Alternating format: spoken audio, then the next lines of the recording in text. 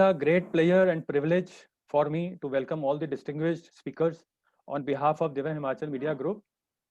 Dr. Professor Vaidya K.S. Dhiman, Director General for Central Council for Research in Ayurvedic Sciences. Dr. J.L.N. Shastri, CEO, NMPB. Dr. Preeti Chhabra, Ayurvedic Consultant, Sir Gangaram Hospital, New Delhi. Shri Anil Agnihotri, Deputy News Editor, Divya Himachal Media Group. We are honored to have you all today in the webinar on the role of Ayurveda during COVID-19, being organized by Divya Himachal Media Group in association with Central Council for Research in Ayurveda Sciences. Divya Himachal is the largest circulated Hindi daily newspaper of Himachal Pradesh, simultaneously published from Dharamshala, Shimla, Chandigarh and Pathankot. This is the only via media which has a sense of belongingness for Himachal and can carry messages to every nook and corner of Himachal Pradesh. Divya Himachal is the only major media vehicle in the state which can offer a 360-degree solution to all branded needs. Divya Himachal is also Himachal Pradesh premier event company where we organize Miss Himachal in association with Miss Femina, Himachal Ki Awaaz with Saregama, Dance Himachal Dance, and also customized events for the clients. Divya Himachal is also known as most popular and viewed digital platform of Himachali content, divyahimachal.com and Divya Himachal Digital Web TV. Monthly reach of Divya Himachal Digital TV has crossed 2 millions, and if we include all the digital platforms, the reach is 23 millions. Then there are news capsules from across the state, daily, late evening news bulletin, weekly Geetmala, and Apni Mati features are must viewed contents of the digital TV. And we receive queries on behalf of our viewers regarding the Ayurveda from our Himachal Pradesh. Most of the queries are based on the Ayurveda regarding how this Ayurveda works and all. That is why how important is Ayurveda nowadays in this world. So now about our esteemed dignitaries. We'll talk about Dr. Professor Vaidya K.S. Dhiman. He is the Director General for Central Council for Research in Ayurvedic Sciences under Ministry of Ayush with effect from 9th March 2015. Professor Vaidya holds the PhD degree in Ayurveda from Varanasi, MD Ayurveda from Gujarat Ayurveda University. His specialized field of research is Ayurveda ophthalmology. He is the highly accomplished academician, Ayurvedic practitioner, researcher, and administrator with a distinguished career spanning over 2.5 decades in reputed Ayurvedic, and also held the additional charge of the post of Director General, Central Council for Research in Unani Medicine. Since his joining in this council as DG, he has put his best in the furtherance of the objectives of the council, which is an apex body in the India for formulation, coordination, development, and promotion of research in Ayurveda on scientific lines. In the last 3 decades, this premier research organization has immensely contributed in areas of medical plants research, drug development, literary research, and clinical research in Ayurveda, especially new drug development for emerging health challenges. Dr. J.L.N. Shastri, BMS, MD Ayurveda, PhD Ayurveda, the recipient of several gold medals and awards, nationally and internationally. He has worked in the field of Ayurveda for over 2 decades and published 13 references books and more than 35 articles. And Dr. J.L.N. Shastri at present is the CEO, NMPB, National Medicine Plant Board since January 2020. Dr. Preeti Chhabra is an Ayurvedic consultant practicing in Delhi for the last 28 years. She specializes in Panchkarma therapies, Ayurveda gynecology, Agni Karma, and pioneer in starting Suvarna Prashan in Delhi. She has been honored as the best Ayurvedic physician for promotion of Ayurveda and received various awards and many certificates of appreciation during her professional journey. And just a little housekeeping before we get started. It is for our attendees. If they want to have any question during the session, they please type them in the chat box, and our dignitaries, speakers would be happy to reply through the chat box. Now, without further delay, we will turn the time over to Agnihotri ji for further proceedings. So, Anil Agnihotri ji, I would request you to kindly proceed further. Thank you, Vipin sir. Professor Dhiman sir, doctor Shastri ji, doctor Preeti Chhabra ma'am, आप सबका स्वागत है इस कार्यक्रम में। हमारे सबके परिचय के बाद एक परिचय और रहता है, और वो है खरबंदा जी का। श्री विपिन खरबंदा जी वाइस प्रेसिडेंट हैं दिव्य हिमाचल मीडिया ग्रुप के मीडिया मार्केटिंग फील्ड में। ये सारा कार्यक्रम उनकी तरफ से ही हुआ है। तो इसके साथ ही मैं स्वागत करना चाहूँगा आप मेहमानों के साथ अपना हमारे दर्शकों का, जो अभी फेसबुक पे लाइव हमारे साथ जुड़े हैं, यूट्यूब पे जुड़े हैं, लाखों लोग हैं और भी जुड़ने वाले हैं हमारे इस कार्यक्रम में जैसे जैसे आगे बढ़ेगा। खरबंदा जी ने आपको बता दिया पहले कि हम कितने लोगों में देखे जाते हैं, दिव्य हिमाचल मीडिया ग्रुप का क्या स्थान है, उस पर मैं नहीं जाऊँगा। कोविड काल के ऊपर, कोविड काल में जो हमारा आज का विषय है सारी चर्चा का, उसमें है रोल ऑफ आयुर्वेदा ड्यूरिंग कोविड-19। हिंदी में कहें तो कोविड-19 संक्रमण काल के दौरान आयुर्वेद की भूमिका। हम शुरू करें इससे पहले मैं थोड़ा प्रकाश डालना चाहूंगा। जब से हमने ये अपने दर्शकों को, अपने पाठकों को बताया कि हम ऐसा कार्यक्रम करने जा रहे हैं, हमारे पास बहुत सी क्वेरीज आ रही है। इवन अभी कार्यक्रम शुरू होने से पहले तक और शायद अभी भी आ रही है हमारे पास बैकड्रॉप। आप सब मेहमानों के, आप विशिष्ट अतिथियों का जो विवरण आज छपा है उसके बारे में, उससे पहले हमने समाचार में छापा, लोग बहुत उत्साहित हैं क्योंकि कोविड से हम अभी भी गुजर रहे हैं। लोगों की बहुत सी क्वेरीज हैं और बहुत कुछ वो और जानना चाहते हैं। आयुर्वेद ने जो भूमिका निभाई है उस पर लोग बहुत प्रभावित हैं और जिसमें जो आयुष मंत्रालय, भारत सरकार का आयुष मंत्रालय है, उसकी तरफ से जो प्रयास है खासकर, उनका बहुत बहुत ज्यादा असर लोगों पे पड़ा है पॉजिटिव वे से। तो सबसे पहले मैं कार्यक्रम की शुरुआत करते हुए प्रोफेसर धीमान के पास आना चाहूँगा। प्रोफेसर साहब, ये हमारा जो विषय है कोविड-19 संक्रमण काल में आयुर्वेद की भूमिका, इसको हमने 3 मुख्य बिंदुओं के में समाहित करने की कोशिश की है। इसके आसपास हम लोग चर्चा करेंगे। जहाँ भी आप सब लोग विशेषज्ञ हैं, आपको लगता है कि इसमें कुछ और जोड़ना है, जहाँ मैं पूछना में कुछ कमी रखूं या आप कुछ और बताना चाहें तो आप इसमें जोड़ सकते हैं। इसमें हमारे 3 मुख्य बिंदु होंगे। एक तो होगा आयुर्विज्ञान के क्षेत्र में अनुसंधान गतिविधियां क्या रही हैं कोविड काल के दौरान। दूसरा हमारा रहेगा केंद्रीय आयुर्वेदीय विज्ञान अनुसंधान परिषद, जिसके की आप डायरेक्टर जनरल CCRAS, इसकी गतिविधियां क्या रही हैं इस दौरान और उपलब्धियां क्या रही हैं काउंसिल की। और अंत में तीसरा जो बिंदु है हमारा, जो महत्वपूर्ण बिंदु रहेगा, वो रहेगा आयुर्वेद प्रैक्टिशनर की संभावनाएं इस कोविड काल में क्या रही। तो हम कार्यक्रम की शुरुआत करते हैं। सबसे पहले मैं प्रोफेसर धीमान के पास ही आना चाहूंगा। प्रोफेसर साहब, जैसे ये हमारा कोविड काल अभी भी हम इससे गुजर रहे हैं। एक जमाना था, लोग शायद हमारा इसको भूलते जा रहे थे कि हमारी जड़ें कहाँ जुड़ी हैं स्वास्थ्य को लेकर, जो निसंदेह आयुर्वेद से रही है हमारी जुड़ी हुई। लेकिन जब ये संक्रमण फैला, शुरुआत में लोगों को कुछ पता नहीं चलता था कि वो क्या करे, एकदम से पैनिक मच गया, लॉकडाउन और सारा कुछ। लेकिन इसमें सहारा बना आयुर्वेद। आयुर्वेद लोगों को पहले घरों में नुस्खे वो किए, उसके साथ साथ ही जो आयुष मंत्रालय ने एकदम से जिम्मेदारी संभालते हुए एकदम जनता को लीड करने की कोशिश की और उसमें वो सफल रहे पूरी तरह की। आप ये करिए ना, वो चाहे काढ़े से लेके कहीं और कुछ जीवन शैली अपनाने तक सब कुछ। तो इसमें सबसे पहले तो आयुष मंत्रालय बधाई का पात्र है और आपकी अनुसंधान परिषद।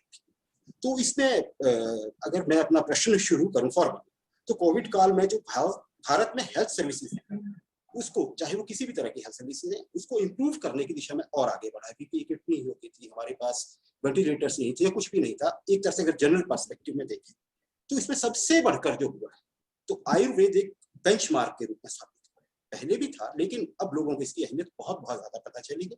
आपके प्रयासों से उसमें और भी ज्यादा सफलता मिली है लोगों को आयुर्वेद से जुड़ने। तो आप इस विषय में क्या कहना चाहेंगे कि आयुर्वेद ने इस दौरान क्या किया जनता के लिए और वो कितना सफल रहा? दिसंबर 2019 में जब इस स्वास्थ्य आपदा की उद्भव विदेशों में हुआ और जनवरी 2020 तक जैसे जैसे भारत में केसेस का आना शुरू हुआ और मार्च आने तक एक बात बड़ी स्पष्ट हो गई कि इसकी कोई दवाई नहीं है, पहली बात। दूसरी बात कि इससे बचा कैसे जा सकता है, ये WHO ने कुछ इसके मानक दिए कि आप हाथ साफ रखें, मुंह पे मास्क लगा के रखें और कुछ दूरी बना के रखें, अपना भीड़ भाड़ वाली जगह पर ना जाएं और केवल प्रिवेंशन के लिए अपने हेल्थ को अच्छे स्टेटस में रखिए, आपका खान पान रहन सहन बहुत पूरा स्वस्थ होना चाहिए। ये एक सामान्य दिशा निर्देश अंतर्राष्ट्रीय स्तर पर आए और भारत ने भी उनको बहुत अच्छे तरीके से अपनाया। और खुशी की बात यह है अनिल अग्निहोत्री जी, कि भारत की जनता ने, देश की सरकार ने जैसे ही ये निर्देश दिए, भारत की जनता ने, खास करके मैं मेट्रो सिटीज की बात कहता हूं, उन्होंने इसको स्वीकार किया और इसका पालन किया। अब अपनी स्वास्थ्य को अच्छा रखें, वो कैसे रखा जा सकता है? तो तुरंत एक बात आई कि आपका खान पान जो है वो बहुत स्वस्थ होना चाहिए, रहन सहन बहुत स्वस्थ साफ सुथरा होना चाहिए। लोगों को एकदम से अपनी जड़ें नजर आने लगी, और वो जड़ें थी कि हमारा रहन सहन और खान पान स्वस्थ तो हमारे देश में आयुर्वेद के माध्यम से ये उपलब्ध है, और लोगों का एकदम ध्यान उस तरफ गया।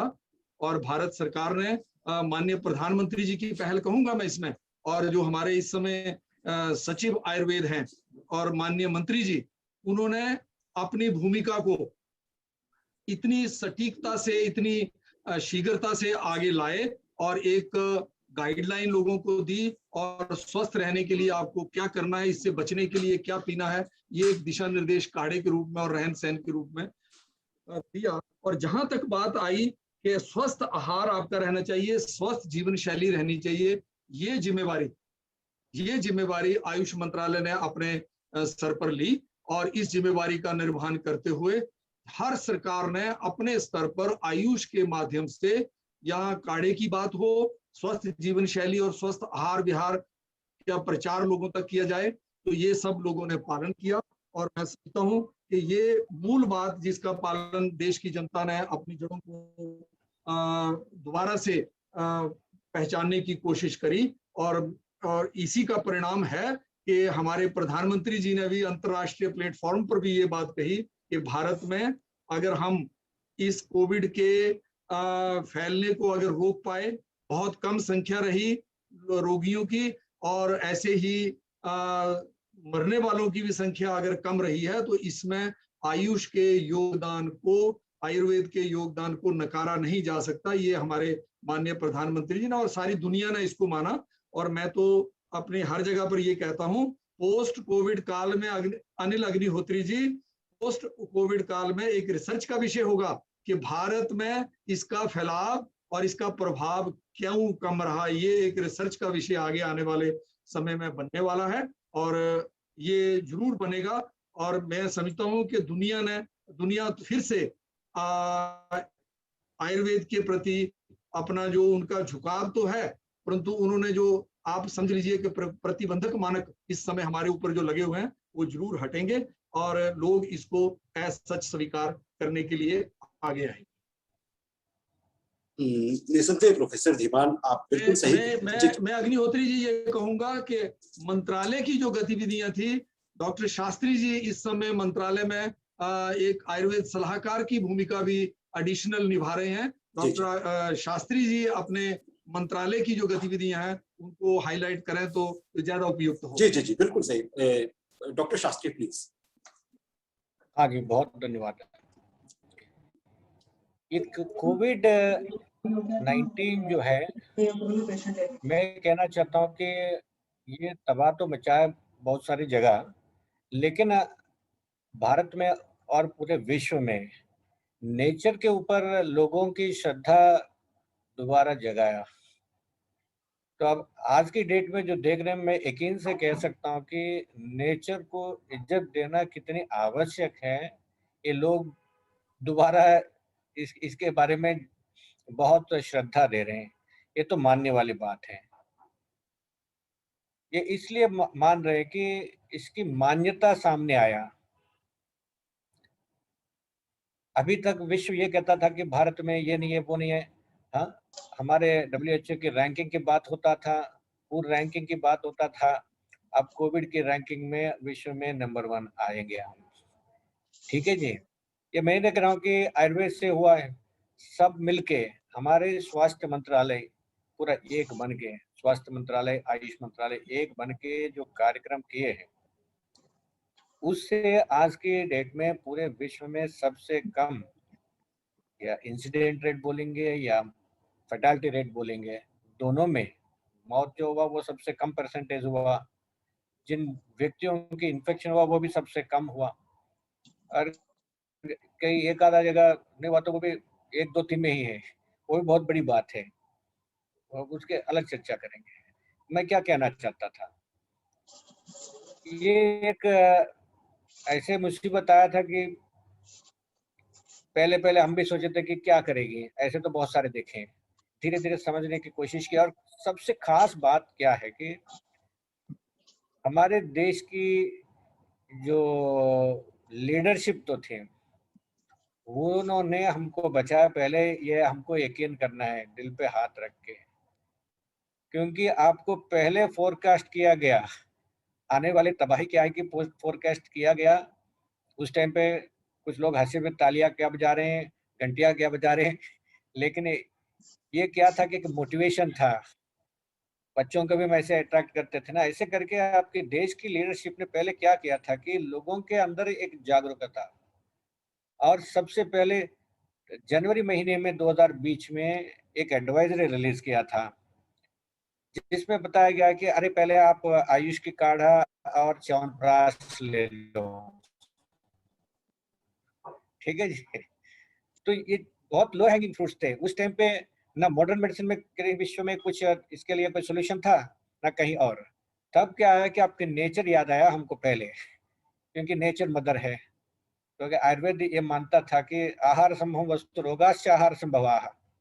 इसकी मतलब क्या है कि संस्कृत में जो बताया गया, हम सब जो पैदा हुए हैं, हमारे माँ ने जो लिया जब गर्भावस्था में हम थे, उसके वजह से हमारे स्वास्थ्य। आप समझ लीजिए आपकी इम्यूनिटी वहां से शुरू होता है। आयुर्वेद की गहराई की मैं बात करना चाहता हूँ यहाँ, एक छोटी बात नहीं है। वहां से जो आपकी इम्यूनिटी जो जुड़ा था, उस वजह से उन्हें बताया था कि अगर परहेज वरहेज ठीक नहीं रखेंगे तो आपकी बीमारी भी वैसे होगा, ये था इसके मतलब। तो इम्यूनिटी के ऊपर हमारा निष्ठा जो था वो वैसे जो शुरू हुआ, इस टाइम पे हमको याद आया जो पहले बोलते थे कि अब क्या हुआ। जैसे आपको पता है कि बीमारी की इलाज क्या है पता नहीं, आयुर्वेद ने एक तरीका बताया, स्वस्थस्य स्वास्थ्य रक्षणम आतुरस्य विकार प्रशमनम। अगर किसी इलाज पहले हो नहीं पाएगा, पहले इसकी प्रिवेंशन तो करो। वो प्रोफिलैक्सिस हमने शुरू किए थे, काढ़ा जिसमें आपने सौंठ लेके या कि तुलसी लेके काली मिर्च लेके दालचीनी लेके जो आपने शुरू किए थे, क्या जर्नी थी। आज आपकी स्पाइसेस की दुगना 3 गुना एक्सपोर्ट बढ़ गया, पहली बार भारत के इतिहास में। क्यों हुआ? लोगों को फायदा हुआ। एनआईएच में स्टार एनएस के रिसर्च हुआ, कलौंजी का रिसर्च चल रहा है, तो हमारा नहीं है। टॉप रिसर्च करने वाले संस्थाओं एनआईएच का आप वेबसाइट देखेंगे तो उसकी बात कर रहा हूँ। तो लोगों को इसमें से जो लो हैंगिंग फ्रूट्स जो बोलते हैं अंग्रेजी में, तो नजदीक में जो मिला है वो है। तो इससे क्या है कि पहले आप अपनी इम्यूनिटी को सक्षम और कायम रहते हुए आप पहले इस बीमारी से अपने आप को दूर रखे थे। ये है आपकी ट्रेडिशनल नॉलेज। मैं मेडिसिन भी नहीं बोल रहा हूँ, ट्रेडिशनल नॉलेज इस देश में जो है आज विश्व को हमने बांटे। अभी हम एक मीटिंग कर रहे थे, गर्व से कह रहे थे कि अश्वगंधा कल एक ये आपकी कोई रेस गाड़ी के ऊपर लिखा हुआ था, हाँ? पहली बार अश्वगंधा की प्रमोशन चल रहा था। तो क्यों हुआ था? नंबर 3 है आज की डेट में ये बिकने वाली। कभी हमने सोचे, हम बोलते थे कि इंडियन जिनसेंग, मैं बोल रहा था कि ये विश्व की जिनसेंग है। अश्वगंधा को इंडियन जिनसेंग बोले ना, अब अश्वगंधा को विश्व की जिनसेंग या जिनसेंग को विश्व का अश्वगंधा बोलना पड़ेगा। तो ये सारी चीज जो हुए हैं, जस्ट मैं टू सेट द प्लेटफॉर्म, ये है इसकी मेन रिजल्ट जो है हमारे सामने आया है। हमारे निष्ठा नेचर के ऊपर पुनः जागृति करवाया गया, ये सबसे अहम चीज है। और आने वाले टाइम में ये और हमारे लिए फायदेमंद बनेगा। बस अब तो यह इतना कहना चाहता हूँ, साइंस की बात आगे भी कह सकते हैं, मैं आपके प्लेटफॉर्म सेट करना चाहता था। धन्यवाद। धन्यवाद डॉक्टर शास्त्री, बिल्कुल सही कहा आपने। तेज तूफान में वही पेड़ खड़ा रह पाता है जिसकी जड़ें मजबूत होती है। कोविड भी ऐसा ही तूफान है और भारतीय इसका डटकर मुकाबला शायद इसीलिए कर पा रहे हैं क्योंकि हमारी जड़ें हमारे आयुर्वेद से जुड़ी है या हमारी जीवन पद्धति से जुड़ी है जो हजारों सालों से चलती आ रही है। अब मेरा प्रश्न है डॉक्टर प्रीति छाबड़ा से। मैडम, कोविड काल में आपके पास बहुत से लोग आए होंगे एज प्रैक्टिशनर, आपको क्या लगा कि उनकी अपेक्षाएं आपसे क्या है, डॉक्टर से क्या अपेक्षा? तो हमने देखा कि कोविड काल एक आयुर्वेद का रिनायसा था, एक पुनर्जन्म या पुनरुत्थान का काल था आयुर्वेद का, है भी। और हम हमेशा से इसकी कोशिश में रहे, पर जब राजाश्रय मिला और इतनी बड़ी हम पे कृपा की हमारी सरकार ने कि जिसमें आयुर्वेद को बहुत अच्छे से प्रोजेक्ट किया, उससे क्या हुआ सर, जो पेशेंट्स हैं और जो फिजिशियंस हैं दोनों में ही आयुर्वेद के प्रति कॉन्फिडेंस लेवल बहुत उत्तम हुआ और इसके साथ साथ उसको एज साइंस एक्सेप्ट किया गया। सबसे अच्छी बात ये रही इस काल में कि उसको लोगों ने चुना फर्स्ट लाइन ऑफ ट्रीटमेंट के तौर पर, और इससे हमारी जिससे हम हमेशा प्रयासरत थे जिस कार्य के लिए कि पेशेंट्स को एक कॉन्फिडेंस गेन करने में बहुत हेल्प मिली। और जब उन्होंने देखा कि इससे बहुत अच्छा ना कि क्योर बल्कि प्रिवेंशन बहुत अच्छे तरीके से हो पा रहा है, तो एक बहुत अच्छी जागरूकता पहले तो घरों में रही, फिर कम्युनिटी में बनी, फिर सोसाइटी में, और देखते देखते पूरे देश और विश्व में जागृति आई। बहुत छोटी सी चीजें, बहुत छोटी छोटी सी रोजमर्रा की चीजें मसालों के तौर पर एक कॉमन हमने प्रोटोकॉल आयुष मंत्रालय के अनुसार ही हमने तैयार किया और एक general set of medicine patients को दी जो कि बहुत इफेक्टिवली कंट्रोल कर पाई, क्योर कर पाई। जो लोग वल्नरेबल थे, जो लोग एक्सपोज थे, उनमें भी प्रिवेंशन के तौर पे इन औषधियों ने बहुत अच्छा काम किया। अब आलम ये है कि जब ऑयल पुलिंग की बात हुई मंत्रालय से और जनमानस तक पहुंची किसी न किसी मीडिया के थ्रू, तो लोग हमसे आके पूछने लगे कि ऑयल पुलिंग और किस किस चीज में काम करता है, और अगर हम नासिका में अपना तेल डालें तो वो और किस चीज में फायदा करेगा। तो इस तरह से जागरूकता की एक वेव बहुत जल्दी से स्प्रेड हुई और हमें बताने का, समझाने का और क्योर करने में आसानी हुई। और ये भी एक बहुत अच्छी बात हुई कोविड काल में कि आयुर्वेद की जो जड़ मजबूत तो थी ही, पर उसकी पहचान कोविड ने कराई लोगों को। हमने देखा कि इसके साथ साथ जो आहार विहार और औषध का कंसेप्ट है कि हमें 3 तरीके से किसी भी व्याधि को टैकल करना है।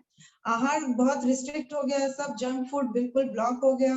तो अब हम देखते हैं कि विंटर्स में जो रोजमर्रा की खांसी जुकाम वाली चीजें आया करती थी वो ना के बराबर है, बिकॉज लोगों ने रेगुलरली हल्दी वाले दूध का सेवन किया है, नासिका में तेल डाला है, ऑयल पुलिंग की है, तो वो खुद ही ये पहचान गए, जान गए कि ये सब चीजें अगर हम प्रतिदिन करें और ये दिनचर्या में शामिल करें तो किस तरह से हम बाकी बीमारियों से भी अपने आप को प्रिवेंट कर सकते हैं। ये छोटे मोटे वायरल कुछ भी नहीं है जो इतनी महामारी अभी फैली जनपद ध्वंस के स्वरूप में हमने देखा, तो अगर उसको हम कंट्रोल कर सकते हैं तो ये सब चीजें कुछ भी नहीं है। उसी तरह से विहार बहुत लोगों ने बहुत अच्छी तरह इस टाइम को यूटिलाइज किया और माइंडफुल होके जिए लोग, और अपने ऊपर उन्होंने केंद्रित किया अपने ध्यान को और अपने स्वास्थ्य का संरक्षण और संवर्धन दोनों ही कर पाए। और इसके अलावा अब जो केसेस आ रहे हैं जिसमें स्ट्रेस, एंजाइटी बहुत हाई लेवल की है, इसमें मैं पर्टिकुलरली बहुत सारे नॉन ड्रग ट्रीटमेंट हमारे शास्त्रों में जो लिखित है और बहुत कम लोग फॉलो कर पाते हैं, जैसे यज्ञ है, होम है, दीप है, दान है, ये सब चीजों का भी बहुत महत्व है और साइंस ने इसको बार बार प्रूव किया है। जब हमने देखा कि दीपमाला का आदरणीय प्रधानमंत्री जी ने आह्वान किया, तो दीपदान भी एक बहुत बड़ा नॉन ड्रग मोडालिटी है अपने सत्व गुण को बढ़ाने के लिए और लोगों पे जो है पकड़ मजबूत करने के लिए। इन सब चीजों का उल्लेख आयुर्वेद में है। अब लोग जानना चाहते हैं, समझना चाहते हैं, उस साइंस को रिसर्च करना चाहते हैं और अपने ऊपर उसको अप्लाई भी करने में बहुत उत्सुक है। लोग पढ़ना चाहते हैं आयुर्वेद, जनमानस में भी बहुत ज्यादा जागरूकता आई है इस विषय को लेकर, और ये रिनायसेंस तो था ही, और world over Ayurveda is being celebrated as the most best curative and promotive health science. जी डॉक्टर साहब, थैंक यू वेरी मच, आपने बहुत बढ़िया से इसको एक्सप्लेन करके बताया। अब मैं प्रोफेसर धीमान से पूछना चाहूंगा, प्रोफेसर साहब हैं हमारे साथ लाइव?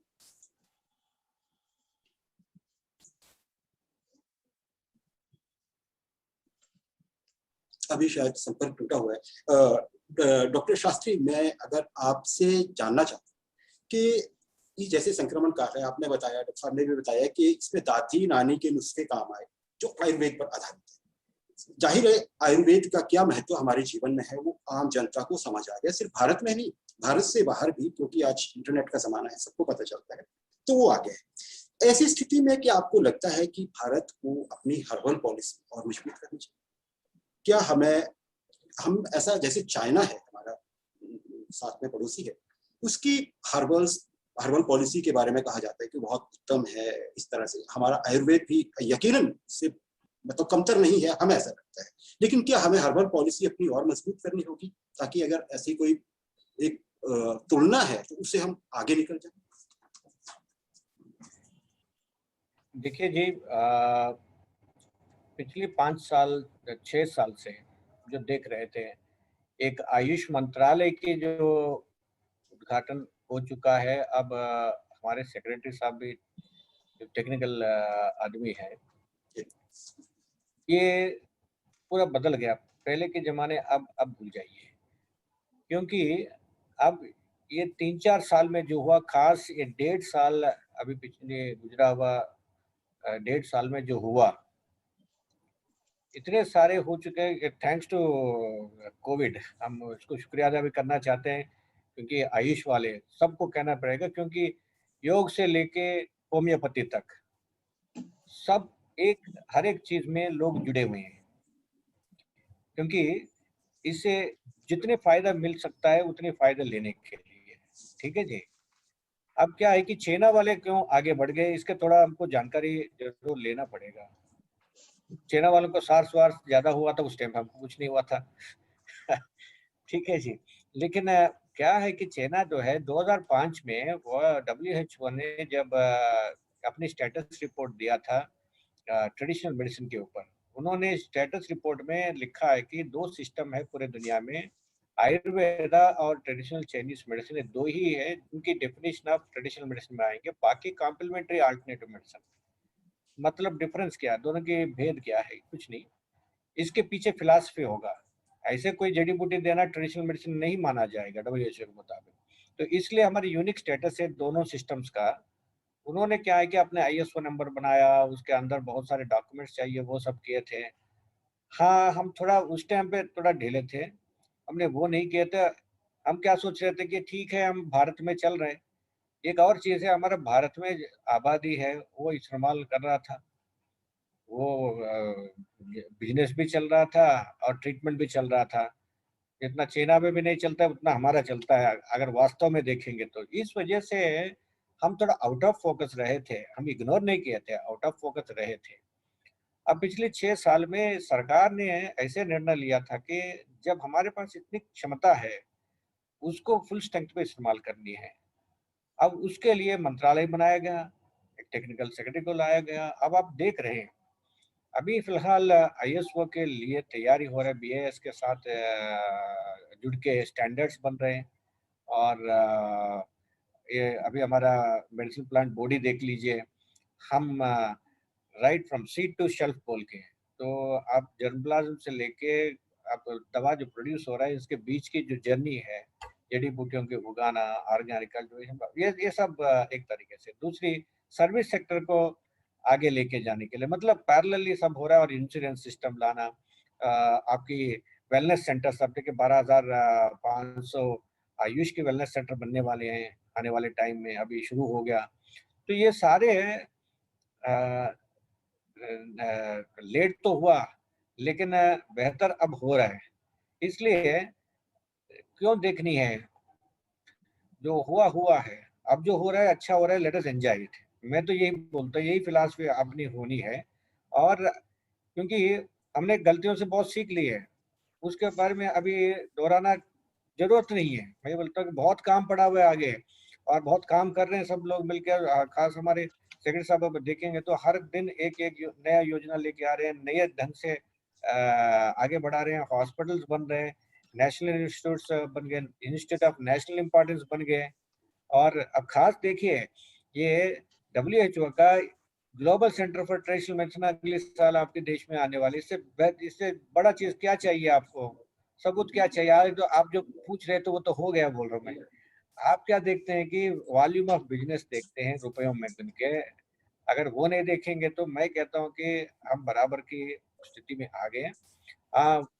वो अपने TCM के नाम पे पैसे ज्यादा आज की डेट में कमा रहे हैं, वो भी दिन दूर नहीं है, क्योंकि आपके बजट भी इतना दिया था, देख लीजिए 40% के आसपास की बढ़ोतरी जो दिया तो वो बहुत बड़ी बात है। और ये होने के बाद प्रधानमंत्री जी सबसे मिलके भाषण देते हुए आप सब लोग वो YouTube में भी देखे होंगे, कितनी बढ़िया भाषण था।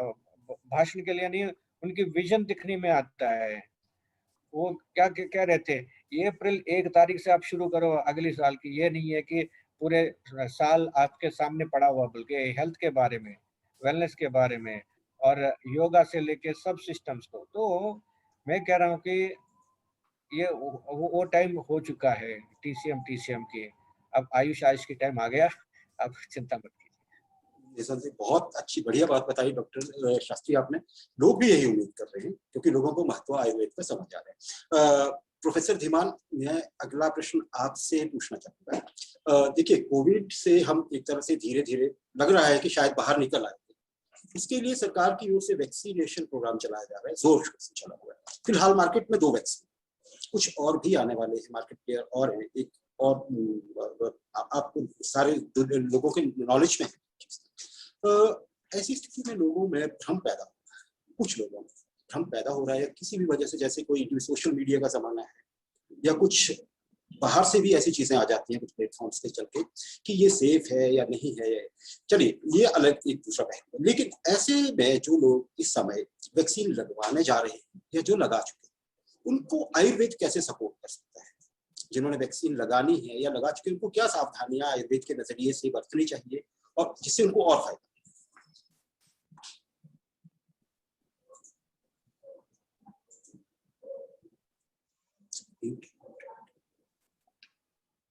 सॉरी, पहली बात यह कि अगर हमारे देश में एक नारा है जय जवान, जय किसान और जय विज्ञान, तो हमें इसको दिल से स्वीकार करना चाहिए कि अगर जवान पे विश्वास है तभी हमारी सीमाएं सुरक्षित हैं, किसान पे विश्वास है तो हम भूखे नहीं हैं, समृद्ध हैं, और विज्ञान पे अगर विश्वास है तो हमें उस पर कोई शंका करने का कोई कारण नहीं होना चाहिए। और विज्ञान ने अपने इस समय के हालात के अनुसार जो कुछ हमें दिया है वो हमारे को दिल से स्वीकार होना चाहिए, बिना कोई उस पर शंका किए हुए। पहली बात तो ये। दूसरी बात, आयुर्वेद इसको कैसे सपोर्ट कर सकता है? मैं इस विषय में आने से पहले मैं थोड़ा सा, जो मूल प्रश्न आपने एक रखा था शायद वो अनुत्तरित रहा है कि हमारी इस समय गतिविधियां और उपलब्धियां क्या रही हैं। मैं उस विषय पे पहले आके मैं फिर बताता हूं कि हमें कैसे वैक्सीन के साथ सपोर्ट मिल सकती है आयुर्वेद से। जैसे ही ये एडवाइजरी आयुष मंत्रालय ने लागू करी, बहुत अच्छा रिस्पॉन्स इसका एकदम से आया।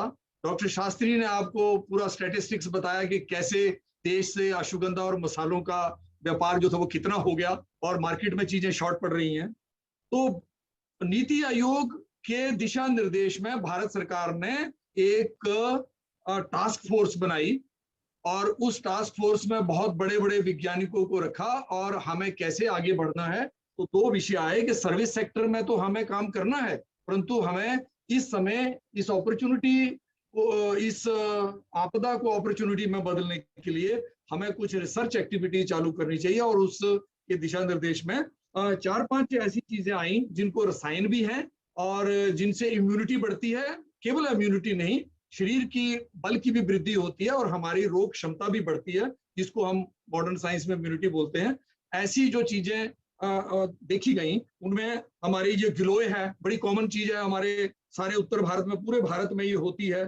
च्यवनप्राश एक बड़ा नोन मेडिसिन है। अश्वगंधा जिसकी शास्त्री जी ने बड़ी डिटेल में बात करी, और पिपली, जिसको मगह बोलते हैं, तो गिलोय और पिपली का एक कॉम्बिनेशन था, और सुदर्शन घनबटी। तो लोगों में ये था कि कौन सी दवाई किसको देनी है, ये आप बात वैद्य पे छोड़ दें, क्योंकि सभी चीजें रसायन कहीं बल को बढ़ाती हैं, परंतु रोग अवस्था अनुसार भी रसायन होते हैं। जैसे किसी को ज्वर है, तो ज्वर अवस्था में कौन सा दवाई ज्वर भी ठीक करे और रसायन भी करे, तो गिलोय है। अगर कोई स्वस्थ व्यक्ति है जिसको बचना है, तो उसको हमें अश्वगंधा देना चाहिए, और उसको च्यवनप्राश देना चाहिए जिसको रोग नहीं है। अगर जिसको माइल्ड मॉडरेट हो गया, उसको गुरुची और पिपली मग जो है वो मिला के उसके काढ़े में देना चाहिए। तो ये इन चीजों को लेके बहुत सारे रिसर्च एक्टिविटीज चालू हुई। आयुष मंत्रालय ने एक एडवाइजरी जारी की कि लोगों को किसी से रिसर्च करने के लिए परमिशन की जरूरत नहीं है, आप अपनी अपनी एथिक्स कमेटी से अप्रूवल लें और रिसर्च चालू करें। तो इसी देश भर में अगर आप सेंट्रल ट्रायल रजिस्ट्रेशन जो होती है CTRI, उसमें आयुष से रिलेटेड अगर आप देखें तो आयुर्वेद की 190 से ऊपर ट्रायल देश भर में चालू हुई।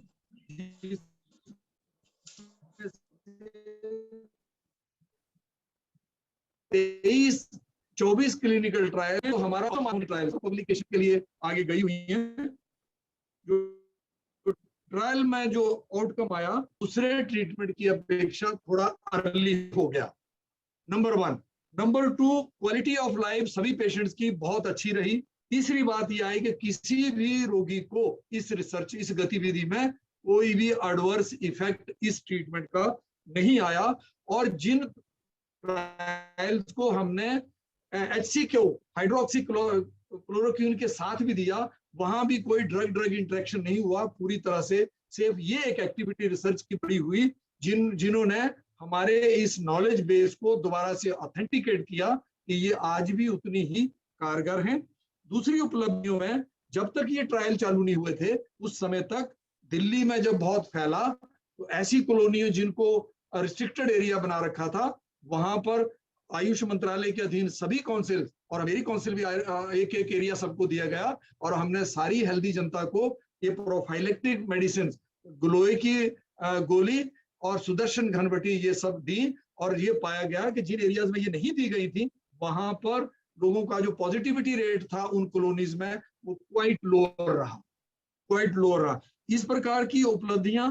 और फिर हमने 30,000 ऐसे एरिया लोगों को अपने देश भर के 17 सेंटर्स में इस प्रकार की हमने इंटरवेंशन की, जो कि कंट्रोल जिस एरिया में नहीं दिया गया, उस 30,000 लोगों के साथ कंट्रोल के साथ इसको कंपेयर करके देखा, तो वहां भी इन दवाइयों से कोई दुष्प्रभाव नहीं हुआ, सबने अच्छा फील किया।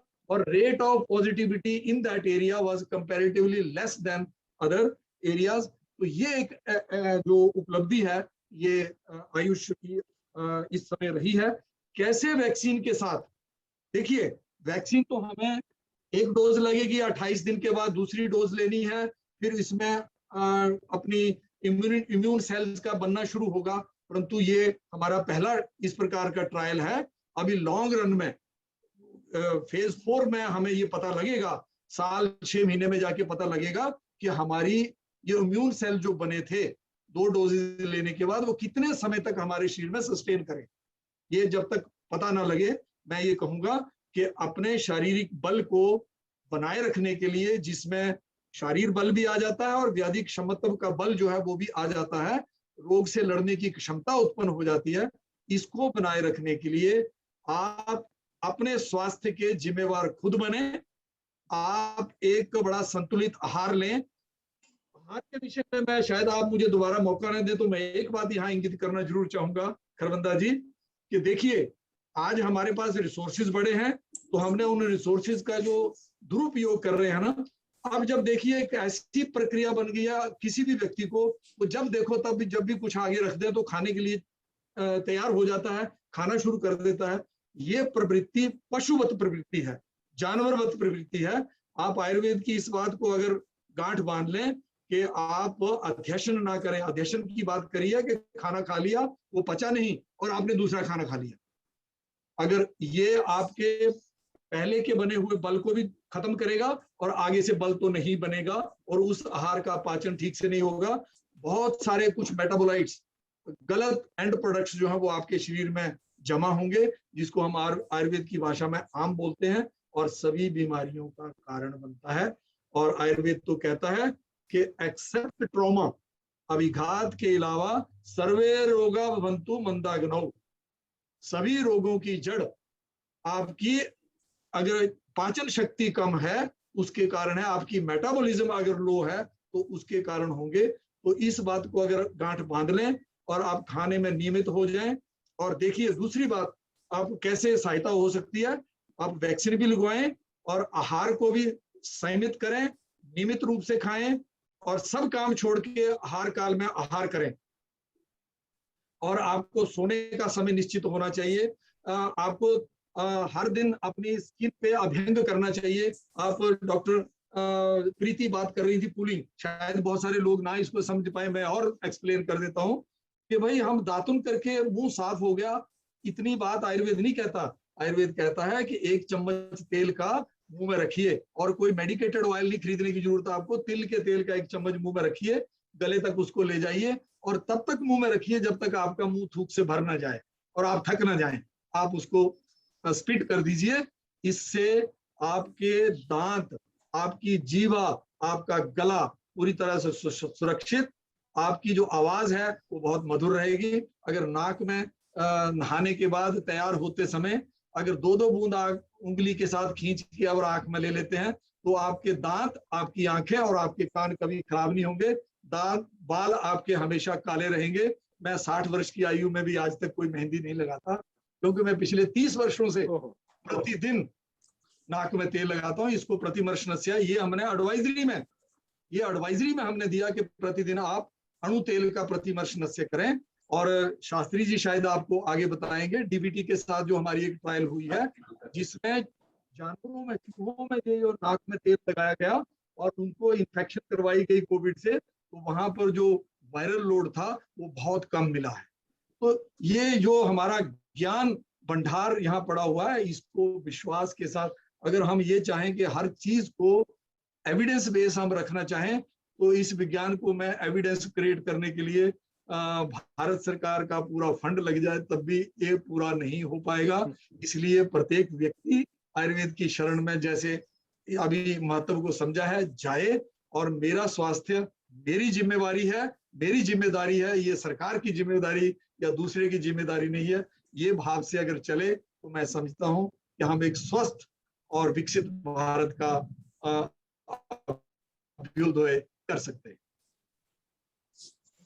क्या बात है प्रोफेसर धीमान साहब, आपने कितने आसान शब्दों में जीवन शैली समझा दी। खासकर आपके बाल काले करने का जो काले रहने का जो राज है वो भी आपने बताया। मुझे पता होता तो शायद मेरे भी बचे रहते। एनीहाउ, डॉक्टर शास्त्री से अभी हमारा संपर्क टूटा हुआ है। हम कोशिश कर रहे हैं कि उनसे संपर्क स्थापित हो सके जल्दी से जल्दी। इतनी देर में मैं डॉक्टर छाबड़ा, प्रीति छाबड़ा, आपसे मेरा एक सवाल, जीवन खान पान, जीवन शैली के बारे में हमने बात की, खासकर अगर बड़े शहरों की बात करें, कोविड काल के नजरिए से ही हम देख रहे हैं, इसमें क्या हुआ कि वर्क फ्रॉम होम का कल्चर डेवलप हुआ या फिर बाहर कम निकलने का। तो क्या हो रहा है, बहुत से जो हमारे लोग हैं, खासकर यूथ है, वो दिन में सूरज ही नहीं देख पाते हैं, अंदर लैपटॉप पे बैठे हैं, एसी चला है, अभी सर्दी अधिक है, अब एसी चलने लगे, तो उनकी जीवन शैली पे भी ये सूरज नहीं देख पाना, और क्या ये इस कोविड काल में क्या ये उनके लिए इससे थोड़ा सावधान नहीं हो जाना चाहिए, या आप क्या सलाह? जी, बहुत अच्छा रेलेवेंट प्रश्न पूछा आपने। ये बहुत ज्वलन समस्या है आज के दौर की।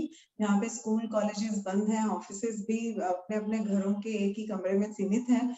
उसमें हम पेशेंट्स को ये सलाह देते हैं रोजमर्रा की जिंदगी में कि हर 1 घंटे बाद 10 मिनट का ब्रेक लें, उसमें चलें, अपने अंगों का, हाथों पैरों का विस्तार करें, अपनी आईज पे पामिंग करें, जिससे कि उनको जो आजकल बहुत कॉमन है कंप्यूटर विजन सिंड्रोम या टेक्स्ट नेक, क्योंकि हर व्यक्ति के हाथ में मोबाइल और लैपटॉप है और उनका जीवन उसी में सीमित रह गया है। विस्तृत भी है और सीमित भी है, दोनों ही मायने हैं इस प्रक्रिया के।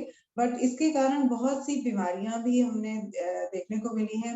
लोगों का वजन बढ़ गया, लोगों की कमर दर्द की शिकायतें बढ़ गई हैं, लोगों की सर्वाइकल स्पॉन्डिलाइटिस की शिकायतें बढ़ गई है। इसके अलावा एक मेंटल स्ट्रेस लेवल भी काफी हद तक एंजाइटी, स्ट्रेस और डिप्रेसिव इलनेस भी देखने को आई है। तो इसके लिए हम पेशेंट्स को अपना यही सलाह देते हैं कि सबसे इम्पोर्टेंट ये है कि अपनी बायोलॉजिकल क्लॉक को नेचर की बायोलॉजिकल क्लॉक के साथ ट्यून रखें।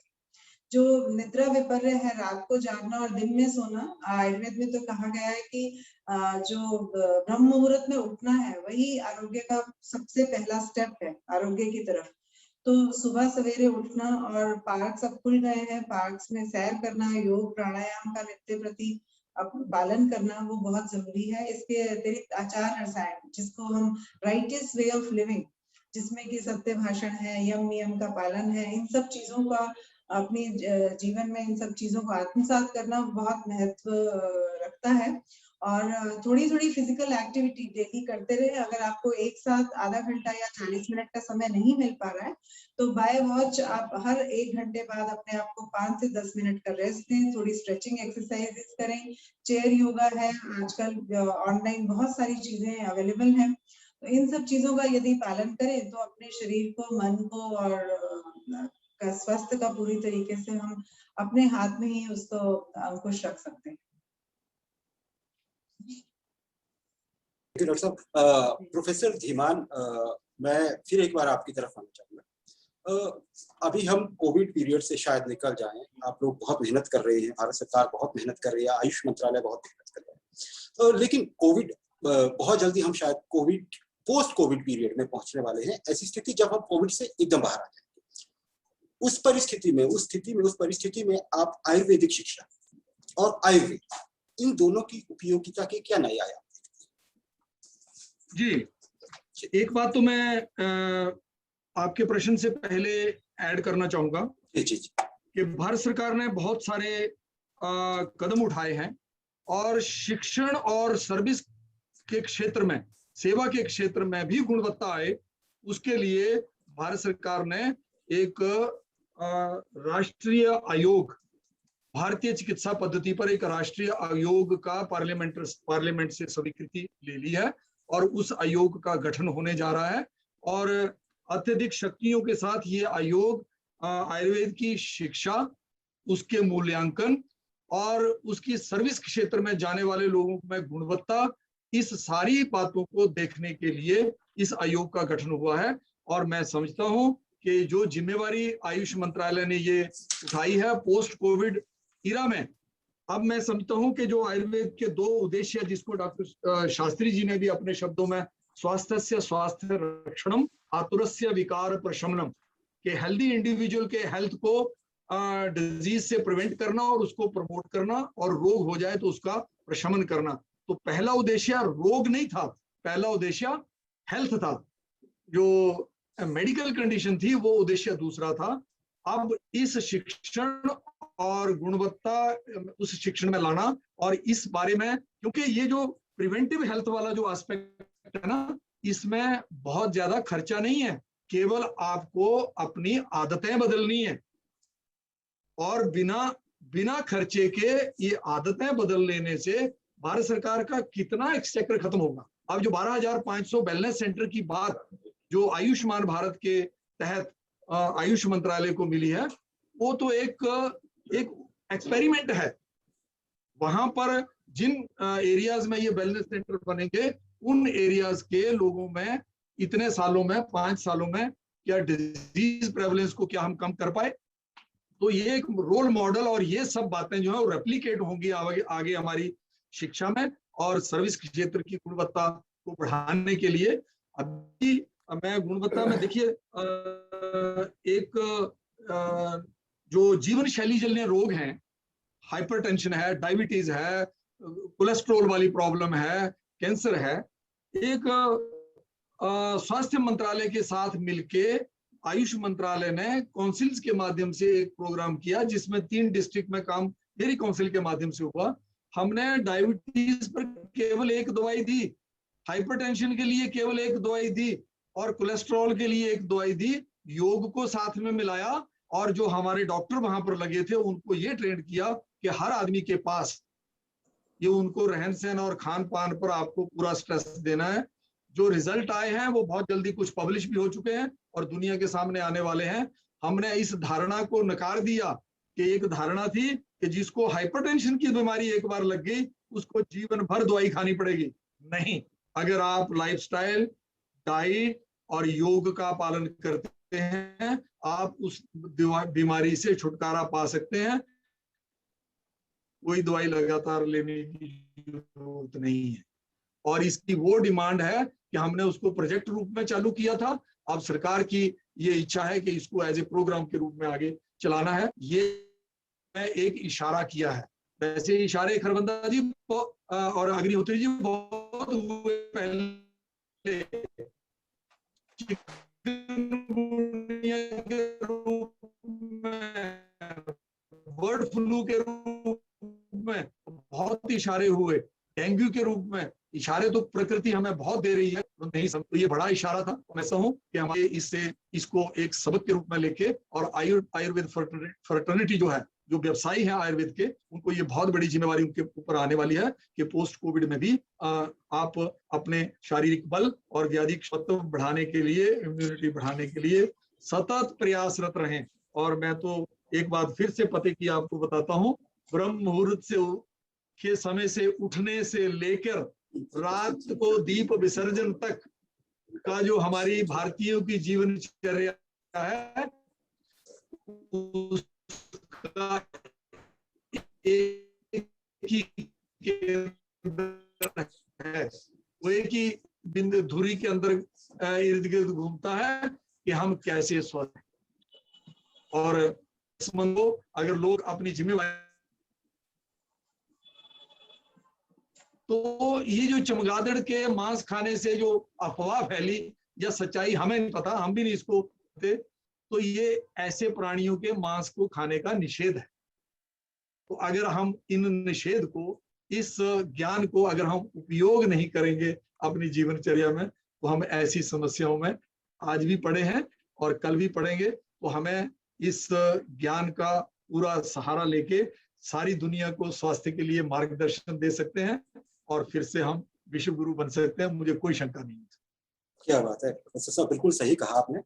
शायद दुनिया उसी तरह बढ़ रही है। अब कार्यक्रम के अंत की ओर बढ़ रहे हैं, इसलिए मैं चाहूंगा कि मैं जरा जल्दी छोटे छोटे प्रश्न, डॉक्टर शास्त्री सबसे पहले मैं आपसे इससे अभी मैं एक प्रश्न पूछना चाहूंगा कि इस कोविड काल में मेडिसिनल प्लांट्स जो है उनके रिसर्च और डेवलपमेंट का क्या इंपॉर्टेंस वो सामने आता है, तो ऐसे में क्या हमें ये लगता है कि हमें इन पे और शोध की आवश्यकता है, और क्या हमें विश्व भर में जितने भी मेडिसिनल प्लांट पाए जाते हैं जिन्हें हम मंगवाते हैं, क्या हम ऐसा कर सकते हैं कि उनको वहां से मंगवा के हम अपने देश में ही उगाएं?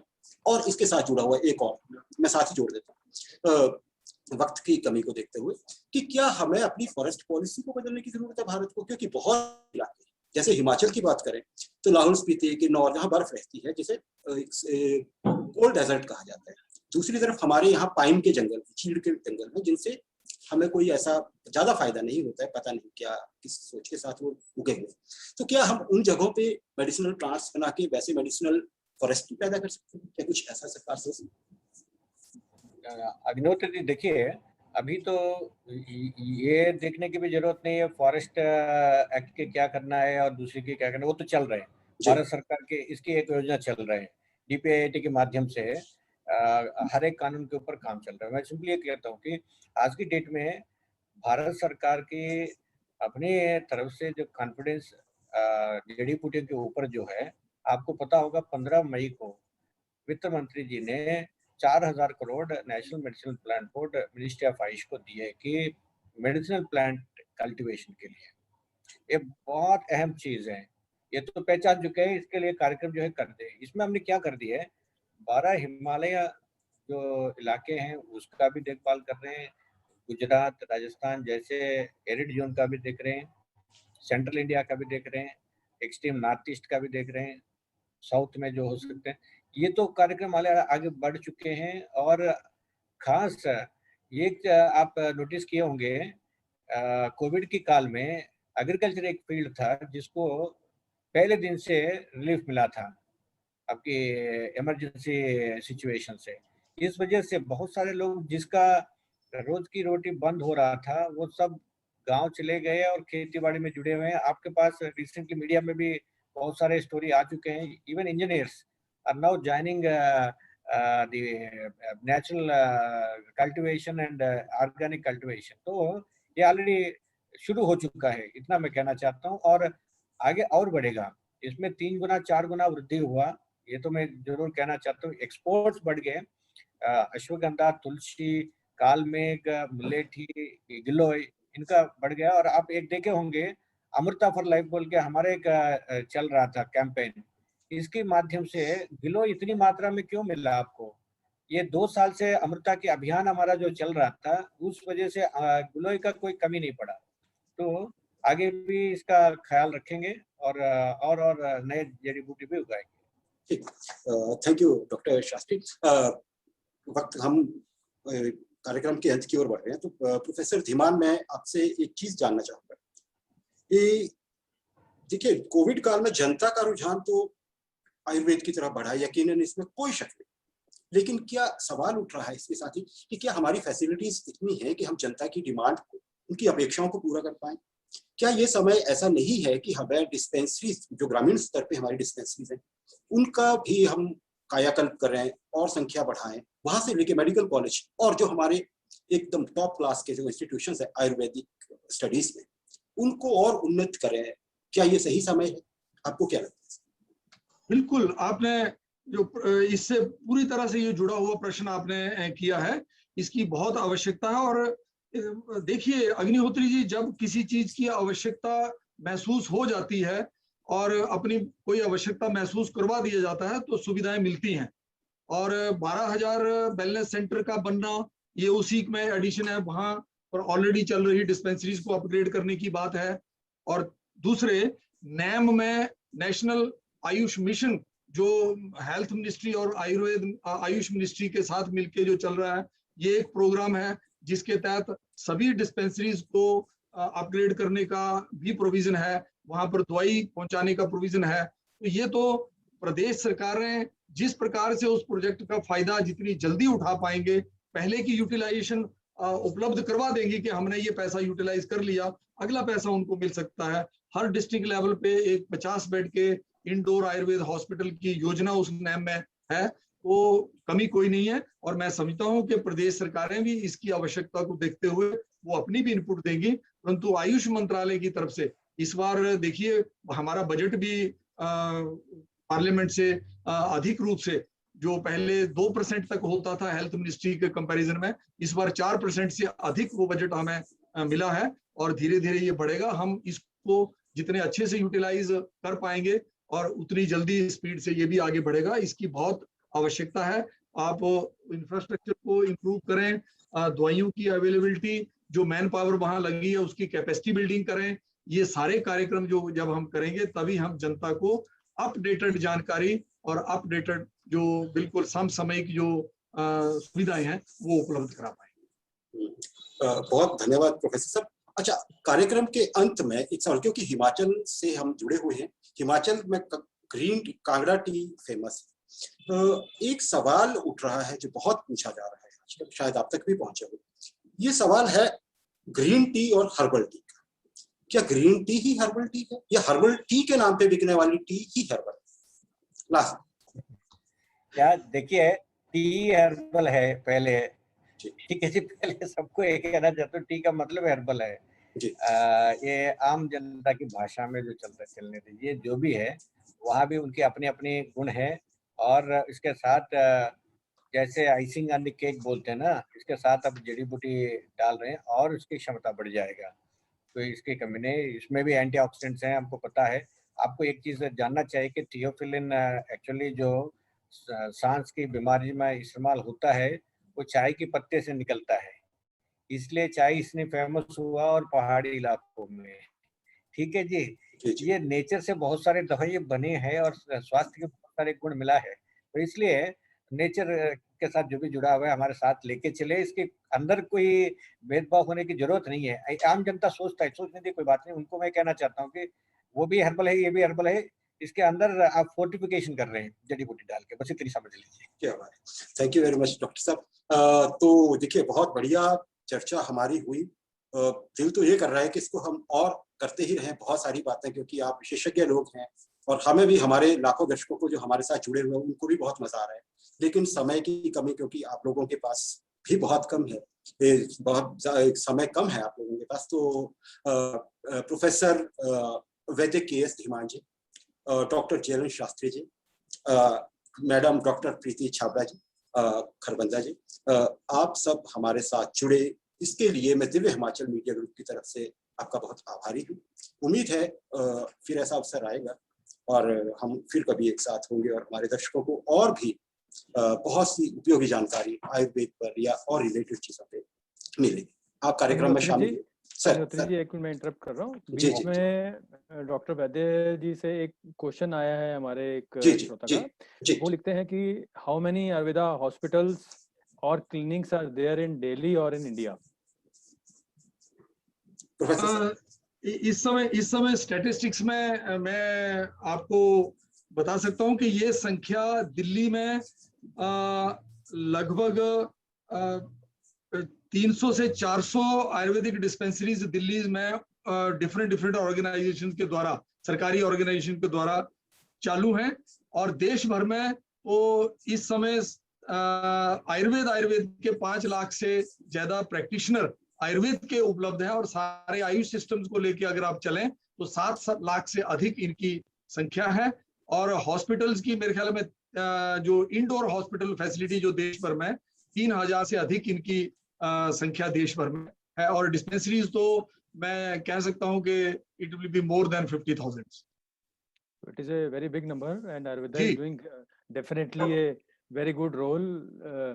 एक और श्रोता ने लिखा है कि जैसे डॉक्टर शास्त्री ने बताया कि अश्वगंधा के बारे में, तो वो लिख रहे हैं कि अश्वगंधा का बहुत अच्छा एक्सपीरियंस उनका रहा। कोविड के टाइम पे उन्होंने 12 बार प्लाज्मा डोनेट किया है and is ready for the 13th time. तो वो कहते हैं कि मेरे को आयुर्वेदा से बहुत लगाव है और मैं आयुर्वेदा का ट्रीटमेंट लेता हूँ, आयुर्वेदा के हिसाब से मैं चलता हूँ। तो ये एक बहुत अच्छी संकेत है आयुर्वेदा के लिए। जिस तरीके से प्रोफेसर वैद्य जी आपने बताया, डॉक्टर शास्त्री ने बताया, डॉक्टर प्रीति ने बताया, तो आयुर्वेदा का बहुत ही अच्छा रोल रहा कोविड-19 के अंदर। और बहुत अच्छा रहा आप लोगों के साथ सुनकर। आपने बड़ी नॉलेजेबल इंफॉर्मेशन शेयर की हम लोगों के साथ, हमारे अटेंडेंट्स के साथ। They are very happy. Kharbanda ji लोगों को ये मैं लास्ट एक मैसेज देना चाहूंगा कि आत्म विस्मरण जो है वो विनाश का कारण है। अगर इस बात को भी ध्यान में रखेंगे तो हम अपनी जीवन शैली का विस्मरण करेंगे तो इस प्रकार की आपदाएं हमें बचने नहीं देंगी। इसलिए अपने आप को ना भूलें, अपनी संस्कृति को, अपने रहन सहन खान पान को ना भूलें, आपको कुछ भी नहीं होगा। प्रकृति के साथ प्यार और जो उसको संबंध है उसको बहुत सजीव बना के रखें, तो कुछ भी नहीं होगा। डॉक्टर शास्त्री, आपका कोई message for the masses on the basis of Ayurveda, क्या कोविड के दौरान वो क्या करें और क्या करना चाहिए? देखिए, अभी जो करते आए वो करते रहिए, क्योंकि आपकी 98.5% से ज़्यादा लोग बचे हैं, मतलब अब कुछ ना कुछ तो किए हैं। मैं पहली बार ये भी देखा था कि हमारे इतने सारे मॉडर्न डॉक्टर्स वो भी इसके साथ जुड़े हुए हैं। ये 1-2 स्टेटमेंट वो भूल जाइए। मैं ये देख रहा था कि मॉडर्न डॉक्टर्स फ्रेटर्निटी, हमारे कमिटी के मेंबर्स भी थे, क्योंकि मैं 2 टास्क फोर्स के इंटरडिसिप्लिनरी टास्क फोर्स के मेंबर हूँ। वहाँ ये देखा था। मैं ये इसलिए कह रहा हूँ कि ये मत समझिए कि लोगों के बीच में भेदभाव है, तो 1-2 जगह तो होता है। ये हर एक आदमी आज की डेट में अपने आप पहचान लिए कि ये प्रिवेंशन या कि इम्यूनिटी बढ़ाने की एक शक्ति जो है, जो नेचुरल प्रोडक्ट्स में है, वो आपके सामने आया है। बस इसको एंजॉय कर लीजिए। स्पाइसेस में भी है ऐसे जड़ी बूटी, गिलोय, अश्वगंधा, गुलेठी या कि आपकी कालमेघ जैसे बहुत सारे में आपको मिलेगा। बस ये नेचर जो आपको दिया आपके आसपास में, उसको आस्वादन करते रहिए। आप नेचुरल वेज में आपकी ज़िंदगी जीने की कोशिश करिए। प्रिवेंशन जो है वो कर लीजिए। और वैक्सीन जो है, मैं अब पहले पूछा गया था, मुझसे पूछा नहीं, फिर भी मैं कहना चाहता हूँ वैक्सीन ये प्रक्रिया जो है वो अपने काम करेगी, उसको भी आप भूलिए मत। ये सारे मिलके हम इस देश को स्वस्थ बनाएंगे, वही हमारे प्रधानमंत्री जी की सपना है, स्वस्थ भारत, तो तब अचीव होगा। बहुत बहुत धन्यवाद। डॉक्टर प्रीति, आपका कोई मैसेज? मेरा एक सिंपल सा मैसेज है, हमारी जो इंडियन किचन है वो मिनी फार्मेसी है। कश्मीर में केसर हो या केरल में दालचीनी, लौंग, छोटी इलायची हो, ये सभी चीजें हमारे स्वास्थ्य संरक्षण और संवर्धन में इनका सभी का योगदान है। जिस ज्योग्राफिकल एरिया में जो चीज उपलब्ध हो, लोकली उस चीज को मैक्सिमम कंज्यूम करें, क्योंकि वो आपको मैक्सिमम इम्यूनिटी प्रोवाइड करेगी। और अपने आप पे फोकस्ड रहें, माइंडफुल रहें about your body. How can you improve the immunity, how can you improve your strength and stamina, उस पे फोकस रहे। कोविड जैसे बहुत से वायरस आए हैं, आएंगे और आते ही रहेंगे, तो अपनी इम्यूनिटी पे विशेष ध्यान रखें और लोकल प्रोड्यूस का मैक्सिमम कंजम्पशन करें और आहार विहार और विचार को शुद्ध रखें, तो आप लॉन्ग टर्म जो है अपना जीवन यापन सुखायु और दीर्घायु का उपभोग कर सकते हैं। तो बहुत अच्छे मैसेज दिए आप लोगों ने, हमारे एक्सपर्ट्स ने। तो अग्निहोत्री जी, मैं आपसे रिक्वेस्ट करूंगा कि इस सेशन का आप थोड़ा सा ब्रीफ में सम अप कर दें और हम लोग जी जी जी सम अप जी करें इस विपिन सेशन सर। को। हाँ जी, जैसे प्रोफेसर धीमान, डॉक्टर शास्त्री और डॉक्टर प्रीति छाबड़ा ने अपनी बातचीत के दौरान हमें बताया कि कोविड की शुरुआत से ही आयुर्वेद हमारी कैसे मदद कर रहा है, मानवता की मदद कर रहा है, भारतीयों की मदद कर रहा है, या विश्व को भी एक दिशा दिखा रहा है। इसमें डॉक्टर शास्त्री ने जैसे कहा कि हमें कुछ प्रयास हम कर रहे हैं, चाइना की तरह हम आगे निकल जाएंगे बहुत जल्दी, उनका शायद पैसों के नजरिए से ज्यादा है, हम भी बहुत अच्छे उससे भी। इसके साथ ही साथ हमारे इसमें कितनी आवश्यकता है और सुधार की, जैसे डिस्पेंसरी से लेके आगे अपने अस्पतालों की या हमारे आयुर्वेदिक एजुकेशन सिस्टम की, उसको कैसे इम्प्रूव करना है, इस पे भी प्रोफेसर धीमान ने बड़े विस्तार से बताया है हमें। डॉक्टर प्रीति ने भी हमें बताया यूथ कैसे वो करें, या फिर जैसे इन्होंने अभी कहा कि किचन ही फार्मेसी है, ये बहुत बड़ी बात है। तो इन चीज़ों से मुझे लग रहा है हमें भी, हमारे दर्शकों को भी बहुत सी जानकारी प्राप्त हुई होगी। बहुत सी क्वेरीज थी सर उनकी, मैडम बहुत ज़्यादा लोग खुश थे, और हम इसमें देख सकते हैं अपने चैट बॉक्स में कि वो बहुत इसको उपयोगी पा रहे हैं। इसके साथ ही खरबंदा सर, तो अगर आप इजाज़त दें तो हम अपने विशिष्ट मेहमानों को धन्यवाद कहें। जी। Professor Dhiman, doctor Shastri, doctor Preeti Chhabra ma'am, आप हमारे कार्यक्रम में आए, दिव्य हिमाचल मीडिया ग्रुप की तरफ से आपका बहुत बहुत आभार, धन्यवाद। बहुत आपका भी बहुत बहुत धन्यवाद, धन्यवाद। नमस्कार। सभी का आभार।